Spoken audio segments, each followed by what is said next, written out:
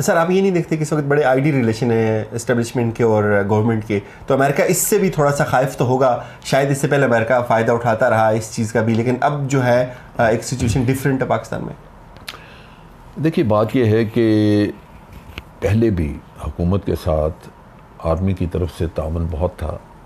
आप रहील शरीफ के वक्त में देखें कि तकरीबन मेरा ख़्याल है कि कोई 83 या 87 के करीब 3 सालों में प्राइम मिनिस्टर की और जनरल रहील शरीफ की मीटिंग्स हुई थी। और मैंने भी रहील शरीफ से कई दफ़ा डिस्कस किया, उसकी पॉलिसी यही थी कि वो हर पॉइंट पे प्राइम मिनिस्टर को ब्रीफ करते थे, हर कोर कमांडर कॉन्फ्रेंस के बाद ब्रीफ करते थे और उनको ऑन बोर्ड लेते थे, उनके व्यूज़ वगैरह लेके तो आगे चलते। मसला वहाँ आता है जहाँ पे एक हुक्मरान अदालती यानी इंस्टीट्यूशनल अरेंजमेंट से हट के ख़ुद अपने तौर पे कुछ करने की कोशिश करे तो शुबा पड़ना शुरू हो जाता है कि इसके अपने को ज़ाती मफादात ना हो। मैं उसकी बड़ी मोटी मिसाल आपको देता हूँ। जब मोदी अफ़गानिस्तान, उससे पहले ये मॉस्को, फिर उसके बाद अफ़गानिस्तान और फिर लाहौर आए, पाकिस्तान में पाकिस्तान के खिलाफ इतनी बातें भी की। अब वहाँ पे वो तकरीर करके आया मॉस्को में, टोटली एंटी पाकिस्तान। वो तकरीर करके आया अफ़गानिस्तान में और वहाँ ये मैसेज दे के आया कि आपके तमाम मसले जो हैं उसकी जड़ पाकिस्तान है।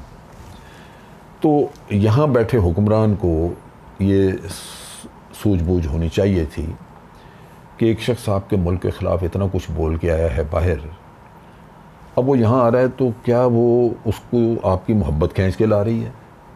आज आपके मुल्क का वो इतना बड़ा खैर खा हो गया कि यहाँ पे बड़ा वो अनइनवाइटेड पहुँचना चाह रहा है। इतने बंदों को लेके आ गया, कोई वीज़ा असल सोच तो उसकी वही थी जो वो वहाँ पे बता के आया मॉस्को में और वहाँ पे। तो मैं हमेशा सोचता हूँ कि अगर मैं उस वक्त के वज़ीर आज़म की जगह पे होता तो मैं उसको, मोदी को कहता कि थैंक यू वेरी मच, आपका जेस्चर अच्छा है but I am not prepared to welcome you, क्योंकि तुम मेरे मुल्क के ख़िलाफ़ ये इतना कुछ बोल के आए हो तो मुझे पता लग गया कि तेरी ज़हनीत क्या है। सो मैं नहीं, लेकिन इन्होंने वेलकम किया। अब यहाँ मैं वो बात बताना चाहता हूँ कि इंस्टीट्यूशनल अरेंजमेंट क्या होता है। अब जब वो प्राइम मिनिस्टर के साथ उसने बातचीत करनी है, प्राइम मिनिस्टर के घर चले गए, वहाँ मौजूद होना चाहिए था आपका फॉरेन सेक्रेटरी, वहाँ आपका नेशनल सिक्योरिटी एडवाइज़र मौजूद होना चाहिए था और प्रेफरेबली हमारे गवर्नमेंट के और नुमाइंदे जिनमें मिलिट्री रिप्रेजेंटेटिव या कोई, आपने उनको किसी को नहीं रखा। बल्कि जो हमारा फॉरेन सेक्रेटरी था वो इस्लामाबाद से चला, उसको रास्ते से वापस किया कि आपकी ज़रूरत नहीं है, एजाज़ चौधरी था। उसके मुकाबले में मोदी बात करता है, मोदी के साथ उनका फॉरेन सेक्रेटरी भी मौजूद है, नेशनल सिक्योरिटी एडवाइज़र भी मौजूद है, अजीत दोवल।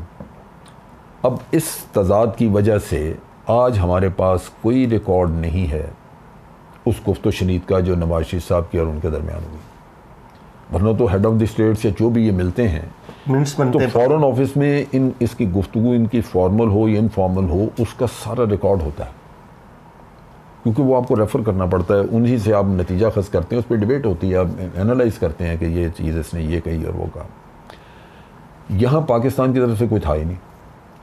अब हमें क्या पता कि नवाज शरीफ साहब ने क्या डिस्कस किया, अपनी ज़ात के लिए डिस्कस किया है, मुल्क के लिए किया या कुछ किया या नहीं किया। तो इन चीज़ों की वजह से आपकी अपनी पोजीशन कंप्रोमाइज़ हो जाती है। आपके इंस्टीट्यूशन मुल्क के मजबूत होंगे, आप उनको इस्तेमाल करेंगे, आपको भी फ़ायदा होगा, मुल्क को भी। इंस्टीट्यूशंस को आप ख़ुद कमज़ोर कर देंगे कि उनको घास ही नहीं डालें, तो फिर कमज़ोर इंस्टीट्यूशन से तो मुल्क नहीं चलते। तो ये वो इश्यूज़ हैं जिनकी वजह से इख्तलाफात बन जाते हैं। फिर आपको याद होगा कि स्टेटमेंट्स वगैरह जो मुल्क की सलामती के ख़िलाफ़ दी नवाज शरीफ साहब ने, नवाज शरीफ साहब का अपना भी प्रॉब्लम है जो उनको एनालाइज़ करना चाहिए, सोचना चाहिए उनके पार्टी के लीडर्स को। वो जितनी दफ़ा भी हुकूमत में आए हैं वो किसी न किसी के साथ अपना मसाइल पैदा करके तो टक्कर लेके बैठ गए। क्या सारे हुक्मरान यही कुछ करते रहे? जो दौर था उनका ज़िया-उल हक के जाने के बाद का, उस पीरियड में तो ये पीपल्स पार्टी के ख़िलाफ़ साजिशें करते थे, पीपल पार्टी वाले इनके ख़िलाफ़ करते थे और उनकी वजह से इनके मसाइल बनते थे। जब पहली दफ़ा हुकूमत में आए हैं तो ग़ुलाम इसाक़ खान के साथ इनका मसला बन गया है, इन्होंने तकरीर की कि मैं डिक्टेशन नहीं लूँगा। तो चीज़ ये है कि हर इंडिविजुअल को ख़ुद अपना तजिया करना चाहिए कि मैं ही क्यों हर दफ़ा, क्योंकि चीफ ऑफ आर्मी स्टाफ तो वही नहीं रहा इतने सालों में, नवाज शरीफ साहब तो वही हैं, वो बदलते रहे। जब इनका दूसरा दौर था तो आपने देखा कि इन्होंने अपने दौर में प्रेसिडेंट फारूक लगारी की छुट्टी कराई, बिल्कुल, इन्होंने सुप्रीम कोर्ट पे हमला किया, चीफ जस्टिस सज्जाद अली शाह की छुट्टी कराई, बीबी की हुकूमत, एक chief of army staff Jahangir Karamat को निकाला, फिर मुशर्रफ को पड़ गए, बल्कि यहाँ तक कि मुशर्रफ का कहा कि ये जहाज़ इंडिया में उतार दें, कौन से चीफ ऑफ आर्मी स्टाफ को आप दुश्मन के मुल्क में उतारते हैं। तो लोग बैठे हुए साथ, ये वो चीज़ें हैं जो ख़ुद उनको एनालाइज करने चाहिए कि मेरे ये जो इक़दामात थे क्या ये दुरुस्त थे। आप अगर ब्लेम करें जी फ़लाँ ने ये कर दिया वो कर दिया, भाई सबसे पहले आप अपना तजिया करें। फिर अवामी सतह पे अगर आप देखें तो डॉलर का ये बड़ा गर्क कर गया। उस ज़माने में हमने न्यूक्लियर एक्सप्लोजन कुछ अर्सा पहले किया हुआ था, डॉलर का मुल्क में मसला था, उन्होंने डॉलर फ्रीज़ किए, लेकिन पब्लिकली बाहर बैठ के अच्छा ये डॉलर फ्रीज़ कर दें, वो सारी दुनिया निकाल के ले गई। ख़ास तौर पे इनके अपने मिनिस्टर्स, कर्ज उतारो स्कीम चलाई, उसके भी पैसे का कोई पता नहीं चला।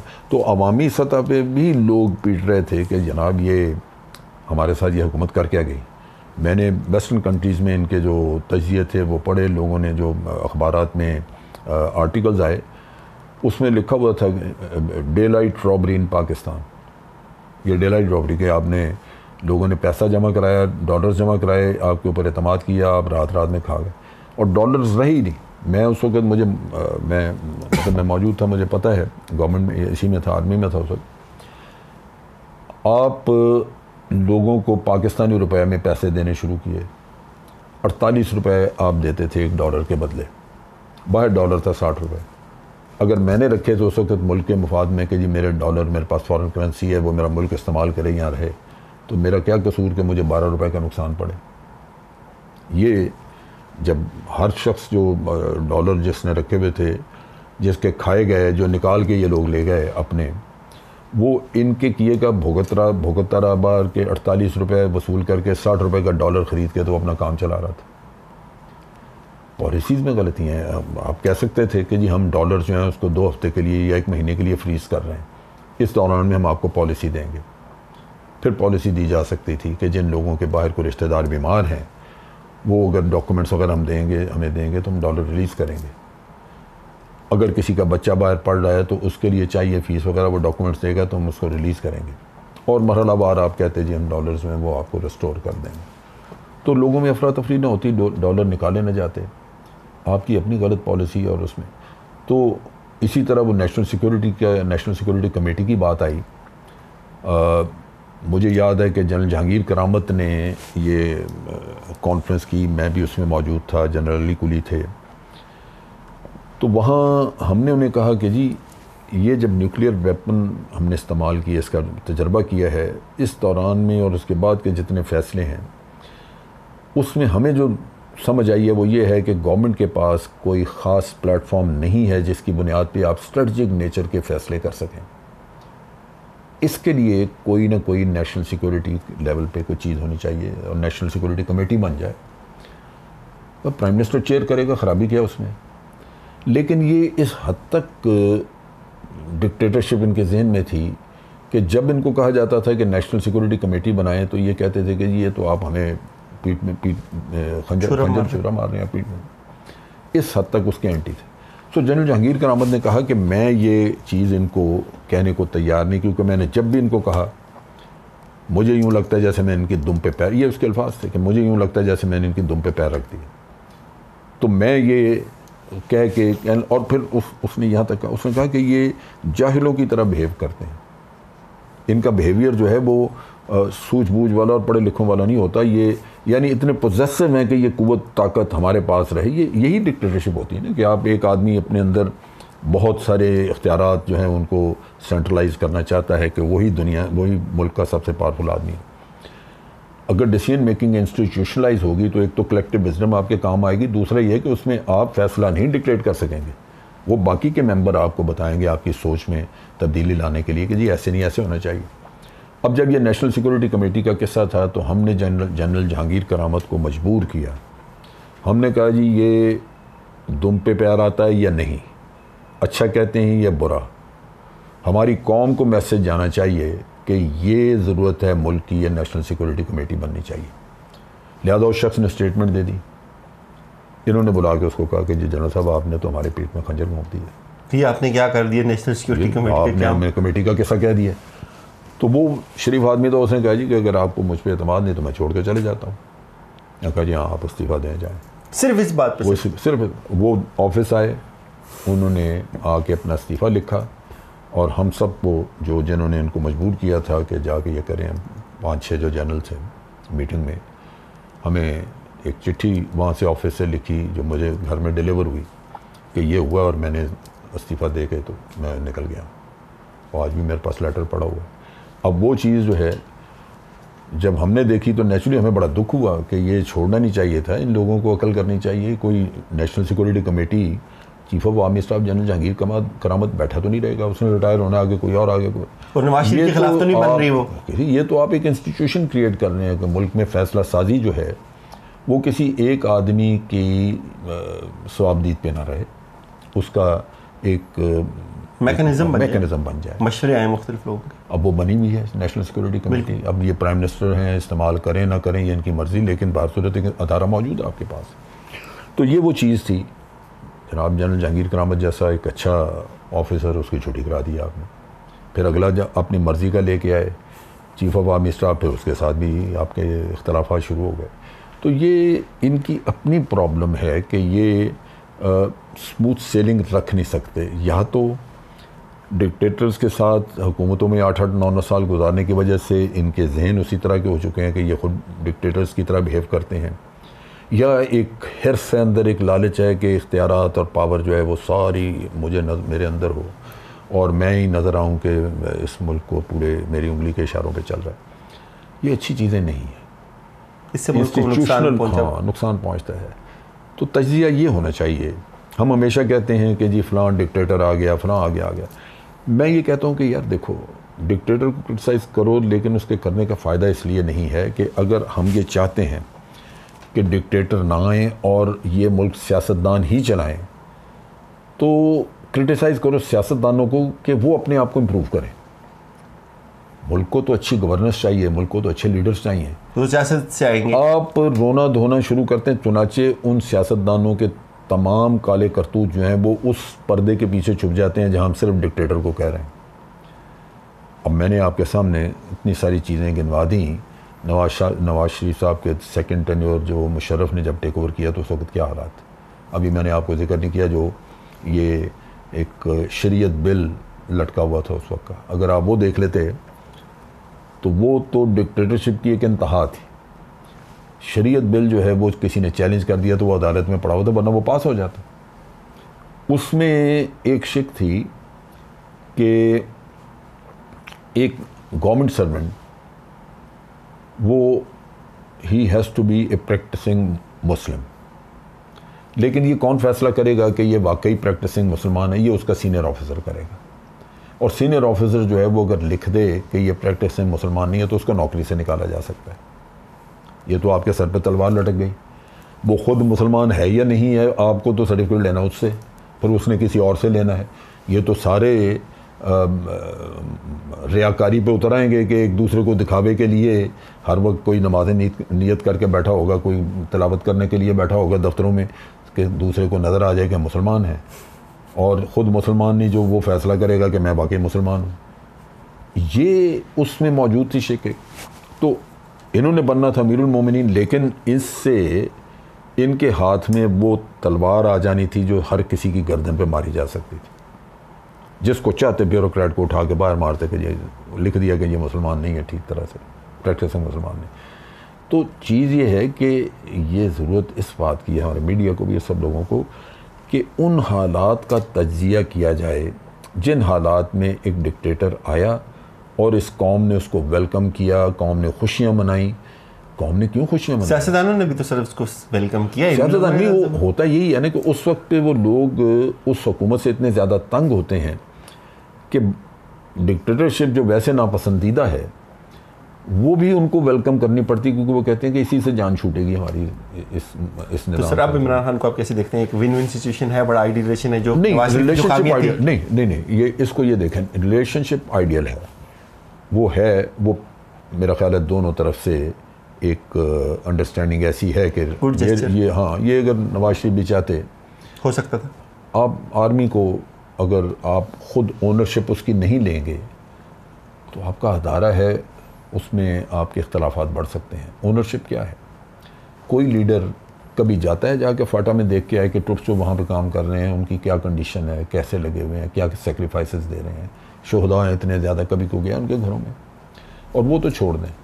ये इस्लामाबाद है और वहाँ से 40 मिनट के फासले पे यहाँ सदर में आपका आर्मी का हस्पताल CMH है वहाँ पे, उसके साथ ही है arm forces institute of rehabilitation medicine AFIRM। एक वक्त पे वहाँ पे 1,500 के करीब अपाहज फौजी पड़े हुए थे जो वज़ीरिस्तान में जंग लड़ते, किसी की टांग चली गई, किसी का, और आर्मी अकेले उनके ऊपर मेहनत कर रही थी उनकी ज़िंदगियाँ रिवाइव करने के लिए। हुकूमत पैसे नहीं दे रही थी। ये तो हमें पूछते हैं ना कि जी ये आपका कारोबार है। ये अभी साल 2 साल, ये जनरल रहीम शरीफ के वक्त में जब हमने नॉर्थ वज़ीरिस्तान का ऑपरेशन लॉन्च किया, आज भी वहाँ पे अपाहज लोग बैठे हुए हैं। ऑपरेशन तो चल ही रहा है ना, अब इंटेंसिटी वो नहीं रही, इतने ज़्यादा लोग नहीं, लेकिन लोग आज भी मौजूद हैं जो जिनके आज़ाद नहीं हैं। अब वहाँ पे आप देखें कि फ़ौजी फाउंडेशन है, ये पैसा लगा रही है, आर्मी वेलफेयर ट्रस्ट है, वो पैसा लगा रहा है उनकी फैमिलीज़ को बहाल करना, उनकी अपनी लाइफ को, उनके लिए सर्वेंट रखने कि वो ज़िंदगी अपाहज है, उनको बाथरूम तक ले जाने के लिए आदमी चाहिए, उनको मोटराइज किस्म की व्हील चेयर्स ख़रीद के देनी, बहुत पैसा लगता है, गवर्नमेंट नहीं देती। ये पैसा आपको आपके रफ़ाई अदारों से हम लेते हैं। ये जिसका रोना नहीं रोते आयशा सिद्दीक़ा और इस तरह के जो तज़कियाकार और किताबें लिखते हैं कि जी फ़ौज के बिज़नेस, ये देखें तो सही कि ये फ़ौज करती क्या है। अगर ये सारा कुछ हुकूमत पे डाल दिया, इस मुल्क के लिए उन्होंने अपने आज़ाद कुर्बान किए, जाने दी, उनके लोग शहीद हुए, तो इस कौम की ज़िम्मेदारी है कि उनका ख़र्चा उठाएं। अगर वो ख़र्चा इसमें डाल दिया जाए तो बजट आपका डबल हो जाए। वो आपको फ़ौजी फाउंडेशन और ये अदारे सपोर्ट करते हैं, ये देते हैं। ये इन्होंने मुस्लिम अज़ा का फ़ौजी फाउंडेशन ने यहाँ पे लगा के दिया हुआ प्लांट, मुस्लिम मेरे अपने भतीजे का फ़ौज में उसका बाजू को टांग कटी है, उसको उन्होंने दिया। यहाँ ये फ़ौजी फाउंडेशन अभी भी उसका इलाज चल रहा है। तो ये कौम को इन चीज़ों का पता नहीं, यहाँ सिर्फ तनकीद। अब ये जो चीज़ें हैं, क्या किसी लीडर का फ़र्ज़ नहीं बनता जो यहाँ हुक्मरानी करना चाहते हैं कि कम से कम जाके कभी उन अपाहज लोगों को ही देख लें कि उनकी ज़िंदगियाँ क्या किस शक्ल में हैं, और उस पर बुनियाद पर सोचें कि अच्छा हम इनके लिए क्या कर सकते हैं, माशरा क्या कर सकता है। ओनरशिप नहीं लेते, सिर्फ तनकीद और वो भी बकवासात जिनका कोई हकीकत से ताल्लुक़ नहीं होता। तो ये वो चीज़ें हैं जो कि हुक्मरानों को सोचनी चाहिए। ताल्लुकात सिर्फ ये इस बुनियाद तक नहीं कि इमरान खान साहब की चीफ़ ऑफ आर्मी स्टाफ के साथ अच्छी अंडरस्टैंडिंग है, ठीक है, बड़ी अच्छी बात है, लेकिन ये अदारा है जो जाने दे रहे हैं लोग, उनकी ओनरशिप लें भाई, ओन करें, उनको ओन करें, उनको समझें कि ये आपके लोग हैं। वो नहीं करते। तो एक तो ये बहुत बड़ा इनका इशू है। दूसरी बात ये है कि जो नेशनल सिक्योरिटी के इशू होते हैं, इनको आप यूँ समझें कि ये किसी के ज़ाती मसले नहीं हैं, इसमें किसी को भी इंडिविजुअली इनको सॉल्व करने की कोशिश नहीं करनी चाहिए। क्या ज़रूरत थी कि जनाब जनरल साहब वहाँ से बाहर से आ रहे हैं और नवाज शरीफ मरी में मिल रहे हैं, किसी को पता ही नहीं है। ये खुफिया किस्म के काम नहीं करें। इन्हीं चीज़ों से शुबहात बढ़ते हैं। आप ओपन करें, ये आपके मुल्क के मामलात हैं, आप इस मुल्क के वज़ीर आज़म हैं, दोस्तियाँ होंगी बाद में। तो अगर तो ये चीज़ इसी तरह चलेगी तो बिल्कुल इसी तरह ताल्लुकात जो आज हैं वो फ़ौज के हर किसी के साथ इसी तरह होंगे। आप अदारे को उसकी ओनरशिप लें, उसको साथ लेके चलें, उसको कॉन्फिडेंस में लें, क्योंकि खमियाजे उन्होंने भुगतने हैं। आप मसला क्रिएट कर देंगे, भुगतने के लिए वो आगे होंगे। लिहाजा उनकी मशावरत लेना, उनके साथ मशावरत करके आगे बढ़ना, वो आपकी ज़िम्मेदारी भी और आपके लिए मुफीद भी है हुकूमत चलाने के लिए। तो ये वो चीज़ें हैं। अगर इसमें मैं ये कहूँ कि आप सिर्फ फ़ौज को इल्ज़ाम दें इस चीज़ का, तो वो गलत है। मैं पूरा रिकॉर्ड देखता हूँ और मैं उसमें समझता हूँ कि हमारे सियासतदानों का बहुत सारा इसमें कसूर है कि वो मामलात को अपनी मर्ज़ी से चलाते हैं। अगर आप तारीख़ पढ़ लें, बेनज़ीर की देख लें, नवाज शरीफ वगैरह, कहीं ना कहीं ये अमेरिकन की सपोर्ट लेते रहे हैं, वो बाहर की क़ुव्वतों की सपोर्ट लेते रहे, उनको बाज़ वादे वईद करके आते रहे हैं कि हम हुकूमत में आ गए तो हम आपको ये करेंगे। ये वो चीज़ें हैं जो कि मुल्क के लिए मुफीद नहीं है। आप उनसे उनकी खुशनुदी से हुकूमत में आने की कोशिश कर रहे हैं तो और फिर फौज को कमज़ोर करें आप आके वापस। कमज़ोर वो नेचुरली जिनकी खुशनुदी हासिल करके आ रहे हैं वो अपने मकासद के लिए आपसे काम देंगे। तो ये चीज़ें हैं जहाँ आके मैं समझता हूँ कि इख्तलाफात पैदा हो जाते हैं। ये होना नहीं चाहिए। अगर आप 100% अपने मुल्क के मफादात को सामने रख के बात करेंगे, मेरा नहीं अंदाज़ा कि कभी भी आर्मी और सिविल का कोई आपस में इख्तलाफ निकलेगा।